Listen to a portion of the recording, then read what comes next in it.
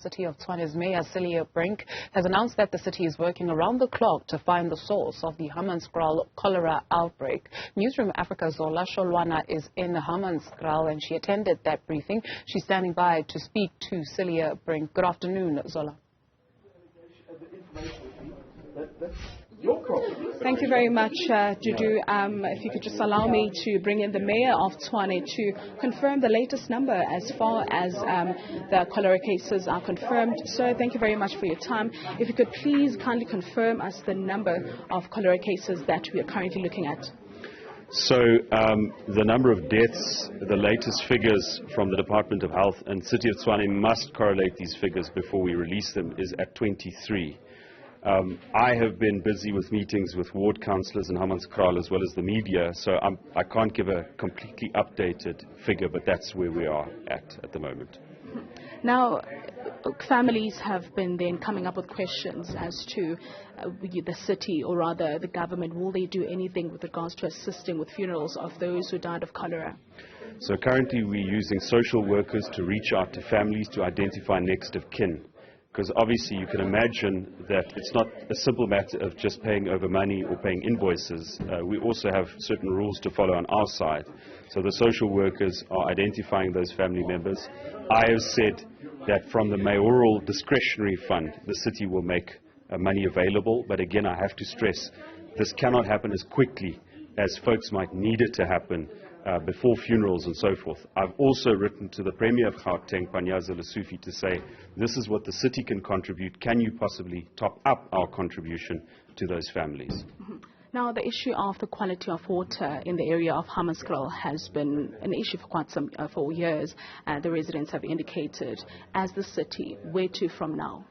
So the important point is firstly to find the source of the cholera outbreak. The tests that we've done, the tracing has not yet indicated a positive correlation between the water supplied by the city and the outbreak of cholera. We have to find the source. It could be food, it could be hygiene, it could be sewage spills, and we're casting the net as far as possible. But we do know that this issue has highlighted the fact that for almost 2 decades the people of Hammanskraal have had to endure substandard water.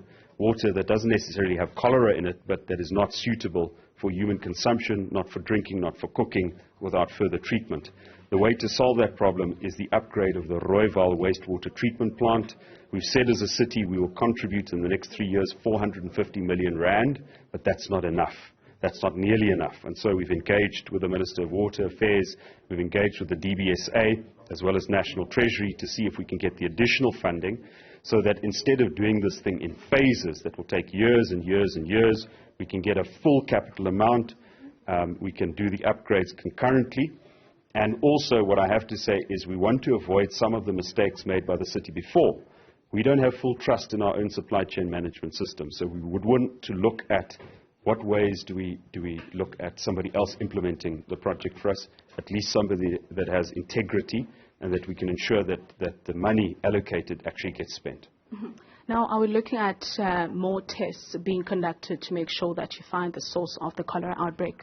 Yes, so the tests are ongoing. The big problem with the test is the delay in getting the results back from the lab and correlating it with the National Institute of Communicable Diseases. So if we test water, it takes between 5 and 9 days, I'm told, to get a proper correlated result. We're expanding the net, but we're also pulling in outside actors such as the CSIR, situated here in Pretoria, as well as the Medical Research Council and the Water Institute, to assist us in correlating these results and advising the city and other spheres of government what we could do differently to get to the bottom of this quicker. You also mentioned that the EPW is responsible to monitoring the trucks that are distributing water in the Hammanskraal area, and there's also been reports by residents that some residents don't even receive water because the tanks don't even make it. Some of them actually sell the water.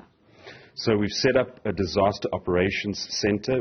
I've also met with the councillors from Hammanskraal this morning to share the details of that center. If they have any information, there's a direct line that they have to the center. We've also said, please use that contact line, the councillors, to report sewerage issues and so forth. The Tshwane Metro Police are being deployed in Hammanskraal to check water tankers, to check if they have a permit, because if you don't have a permit and you're distributing water, that is against the law, and if there are instances of abuse where water tankers that belong to the city or contracted by the city are trying to sell water, residents must know that is not the arrangement. The water provided by the city is free, and so those instances must be reported along with the number plates of the trucks involved. Thank you very much for your time, sir. And it's also something that the mayor has touched on, Dudu, is that there's also been donors, that would regularly come in to offer water to the residents, and that should not be allowed. If residents then see someone that is coming, selling water to them, then they should report it to TMPD. Back to you in studio. Zola, Sholwana, thank you very much for that report.